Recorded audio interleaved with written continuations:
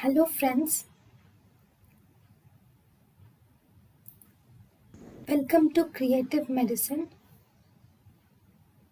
In this lecture, we will learn about.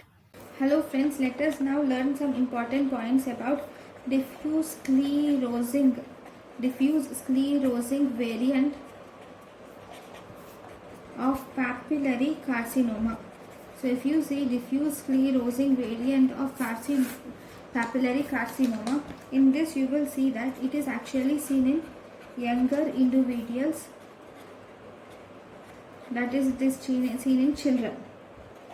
Okay, in this there will be prominent papillary growth will be seen. There is prominent papillary growth along with solid areas containing nests of squamous metaplasia.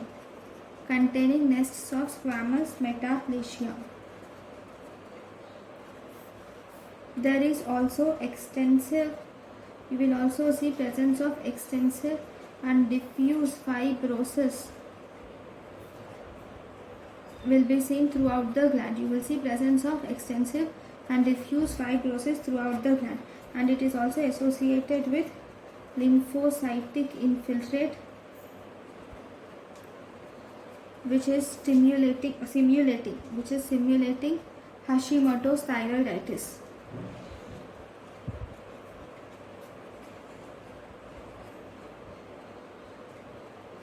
So if you see in these patients, you will see presence of lymph node metastasis will be present in almost all the cases, and you will also see presence of it lacks BRAF mutations are not there, but RET PTC mutations are present in half of the cases. In half of the cases you will see RET PTC mutations.